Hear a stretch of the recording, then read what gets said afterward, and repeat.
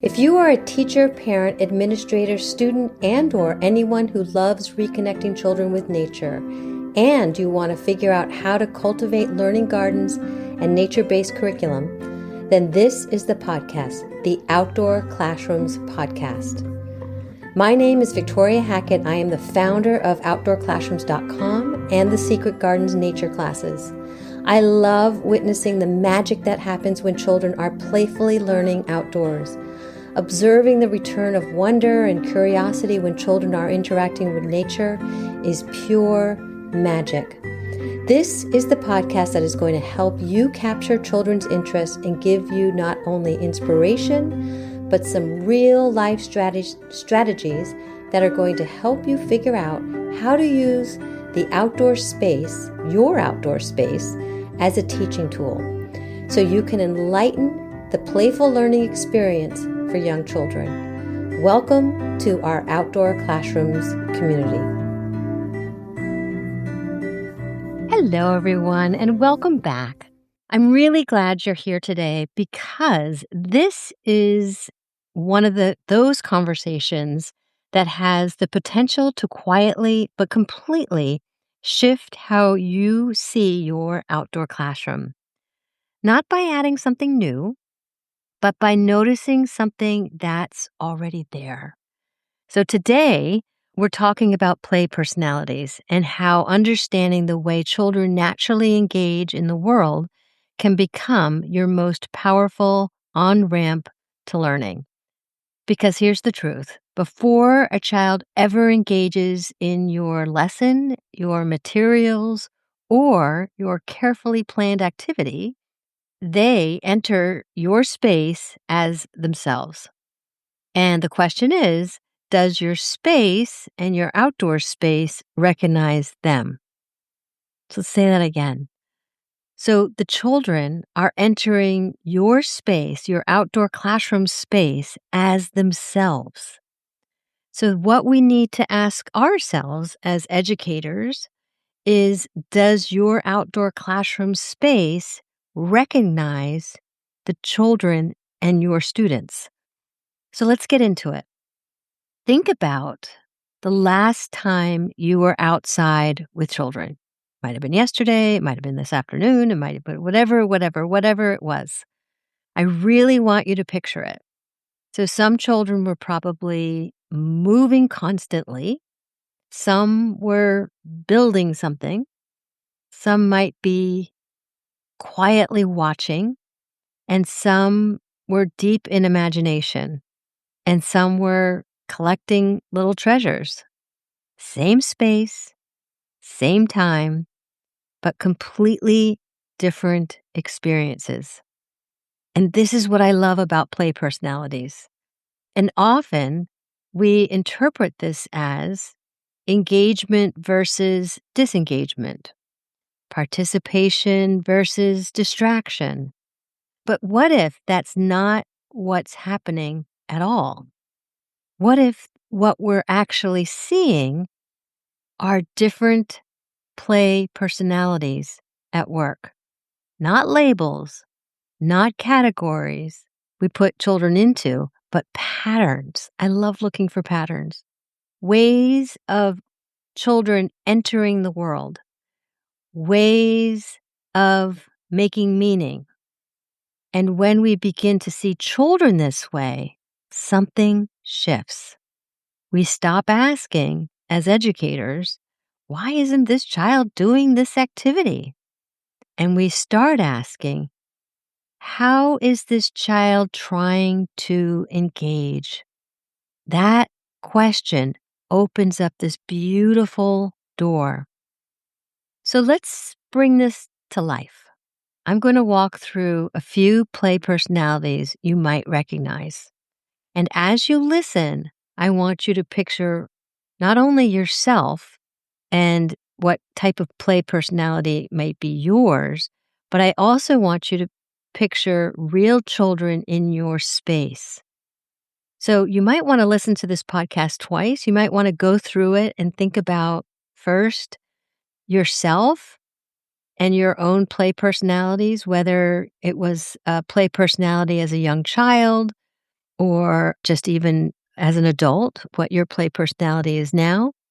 And then I want you to listen again and think about each child in your care or in your outdoor classroom and what might be their play personalities. Okay? So, first, we have the builder. This is the child who is always moving materials, stacking, arranging, rearranging. They're not just playing, they're designing. And what they need is not more instruction, they need materials that respond to them: logs, planks, stones, things that change as they change. I do have a builder in the Secret Gardens outdoor classroom, our nature class. And it was so interesting because we usually start with an art project or something that we do all together as a group. But he sort of quickly did that because he had something that he wanted to build and he knew exactly what that was. And he went right over to our loose parts area and he just started to build this one kind of building on top of a log. And that led to it sort of extended itself into a much larger thing. And then all of a sudden, there were other children that were very curious about what he was doing and started adding on to this incredible building that sort of extended itself. And what made it so special was he was the original builder, but the curiosity of the other children joined in with him. So that's the builder. The next is the explorer. This child is always on the move, drawn to edges, the paths, the hidden corners. They're not wandering, they're investigating. They need a space that says, there's more to discover here. There's more to discover here. So the explorer might be a child, which again we had in the Secret Gardens outdoor classroom, who loved bugs. Absolutely. After he came to a class, every single log was rolled over, every single rock was rolled over. He was so fascinated by what was the habitats that were under the logs, and he knew the names of every single bug, and he was absolutely fascinated. So, yes, that would be an example of the explorer, just a need to wander, to need to investigate, the need to discover. So then we have the storyteller. This child sees possibility everywhere. A stick becomes a wand, a log becomes a ship, a patch of dirt becomes the whole world. They need space that isn't overdefined because the imagination needs room to breathe. I often see this both in a little bit in the mud kitchen, but also where we have a boat in our Secret Gardens outdoor classroom where, yeah, it's so much fun to watch kids in that space because they start making up these incredible stories. At one point, I even would bring the journals into the boat so they could capture their stories. They could actually write them down. Another place where I would see it is we have a miniature garden in a wheelbarrow, in an old wheelbarrow that I found on the side of the road. And kids would create stories, moving things around. I would put plants in there and little miniature things. And oftentimes I would, again, bring those journals there so they had the option to write their stories down. So exciting to really think about things that you can add to enhance that play.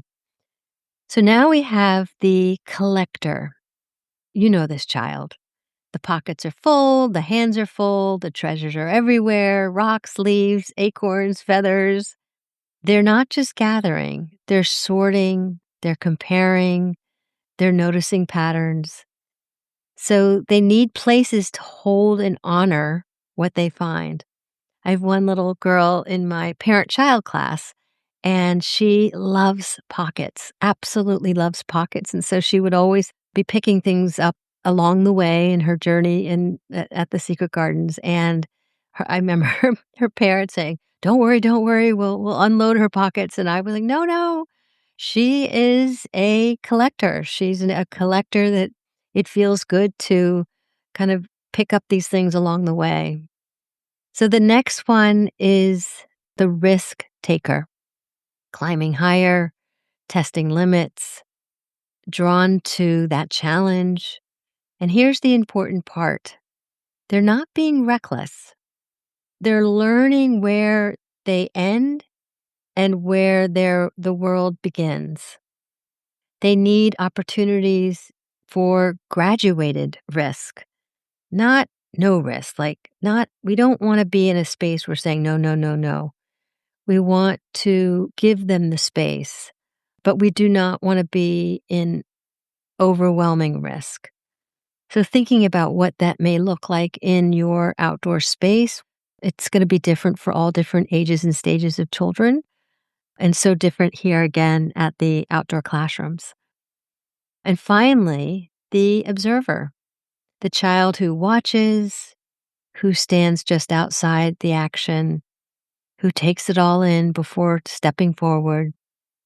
But often they can be misunderstood, but they're deeply, deeply engaged. And this sometimes happens when a new child comes into the group and they are kind of shy at first, and before you know it, they're all warmed up and they're participating. But for other children, it might take a little bit longer.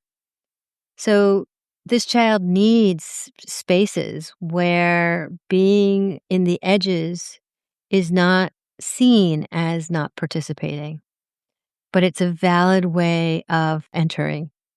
I had a little girl even today that was brand new to the group, and her mother was actually saying, oh, she was amazed by how quickly she warmed up. Usually it takes her a little bit longer. She's again, on the outskirts.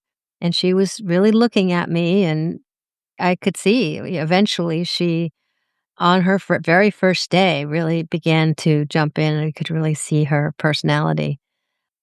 So here's what's important with this. Every outdoor space has all the children in it. And the question is, does your design of your outdoor classroom make room for each of the children and their play personalities? So let's talk about where this really changes things. Most outdoor classrooms are designed around activities. And we think, where's the science area? Where is the art space? Where will this lesson happen? But children don't enter the space asking, where's the activity I'm supposed to do? They are often, without words, thinking, where do I fit here? And if you don't find an answer, they disengage, or they act out, or they say, I'm bored, or they hover the edges. Not because they aren't capable, but because the space didn't meet them. The space didn't meet them. And that's where we, as the designers of these incredible outdoor spaces, can really get creative and try new things each time a group comes to us. When we design for playful personalities instead, something powerful happens. The builder finds materials, the observer finds safety, the explorer finds movement, the storyteller finds possibility. And suddenly, you don't have to pull children into learning. They're already in it. They're already in it. And I love it when this clicks. This clicks with the adults, it clicks with the children and the space that they're in. It's super exciting. As we are talking and as we are going through these play personalities, I continue to want to remind you about thinking about what your play personality is. And if you're teaching in your own play personality and making sure that you're open to all these other play personalities of the children. So let's talk a little bit about on-ramps to learning. This is where it connects directly to teaching. Every play personality is an on-ramp to learning. So instead of starting with, today we're learning about habitats, you start with the child. You notice the builder stacking logs, and you introduce, how do animals build their homes? A collector is sorting leaves, and you explore, what patterns do you notice? A storyteller creating a world, and you ask, who lives here? Same concept, different entry points. This is what makes learning feel natural, because it is. It's natural. Let me share a moment with you. I was outside with a group of children, and they became completely absorbed in turning over logs. Like I said, they were looking for insects. At first glance, looked like one activity, but when I slowed down and really watched, I saw everything. One child carefully lifted each log and gently placed it back. Another was collecting bugs in a container. They even went to the mud kitchen to get the container to bring it back to the bug hotel.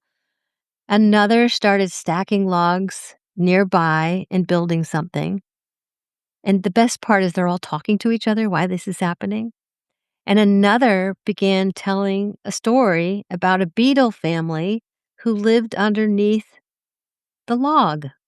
Same space, same moment, four completely different ways of engaging. And instead of redirecting them into one shared activity, I supported each pathway.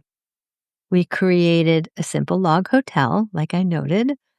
I added magnifying glasses. We talked about how to care for the insects. And what unfolded was not just play, it was science, it was storytelling, it was empathy, it was collaboration. For me, it was magic, and it's kind of these moments when they happen, they don't necessarily happen all the time, but when they do, there's a magic that happens, and that's, I think, why I do what I do, to capture these moments. And because this space and my response made room for multiple ways of being. So the children could come in the space instead of me saying, okay, we're going to learn about habitats today. They were able to be in a space, and I was able to ask inquiry questions. And I think the learning became that much richer. So thinking about design takeaways. So what does this mean for your space? Start simple. Look at your outdoor classroom and ask, where would a builder go? Where would an observer feel comfortable? Where could imagination take hold? And loose parts before adding fixed structures. Add those. Create zones instead of stations. Add those. And maybe most importantly, resist the urge to over-design. Because the more defined a space is, the fewer ways children can enter it. I almost feel like it's a case of children love to play with the box rather than what's inside the box, the toy, the whatever it is. And when I always think of this, I think of like a big refrigerator box and all the different things that children can make from boxes. We all get these boxes, right? And what can we do with those boxes and really teach children about recycling and so on and so forth. But that's just a natural inclination, is because it's not defined into anything, that this allows their imagination to run wild. So much so that there's kids out there and books that have been written about box cities and so on and so forth. So all that can fit into your outdoor space and your outdoor classroom, because it brings that conversation about recycling and reusing and that's all connected to the outdoor classroom experience. So, in closing, I want to leave you with this. Children don't need us to create engagement, they arrive with it. So, what they need is a space that recognizes it, a space that says, you can build here, you can imagine here, you can explore here, and you can watch here. You belong here. So the next time you step outside, take a moment, look at your space through the eyes of different children, and ask, who is being invited in? And who might still be waiting on the edge? I also want you to take a step back and ask yourself, what type of play personality do I have? Did I have a different play personality as a child? Do I have a play personality now? Am I teaching in my play personality? So think about that and see how that impacts. I would love to hear more about your own play personalities, how this resonated with you. Share in the comments, write a review. Thank you again for being here today, and I'll see you next time. Before you go, I want to share an invitation. If you are an educator who knows outdoor learning matters, but you want more structure, confidence, and support, the Outdoor Teaching Bootcamp might be exactly what you need right now. This is a 5-week online foundations course and is the first step in our Outdoor Classrooms teacher certification program. Each week, we focus on one of the 5 phases of teaching outdoors, helping you build a strong, sustainable rhythm for your outdoor classroom. You'll get pre-recorded lessons inside a private portal that you can move through at your own pace, along with 5 weekly live Zoom sessions where we come together to reflect, ask questions, and connect with other educators from all over the country doing this work. If you're curious whether the bootcamp is the right fit for you, I'd love to talk to you. You can schedule a one-on-one discovery call with me, Victoria, and we'll think through it together. Head on over to our website to learn more, or we'll have the link in the show notes as well, and see when the next Outdoor Teaching Bootcamp cohort is opening. Thanks for listening and for the work that you're doing to bring learning back into the relationship with nature. So P.S., if you are a Circle member and you are interested in taking the Outdoor Teaching Bootcamp, you get $100 off the price. So there are huge discounts for joining our Circle membership community. So again, if you have any questions about this, schedule that one-on-one call with me, and I'd be happy to answer any questions. Talk to you soon. Bye.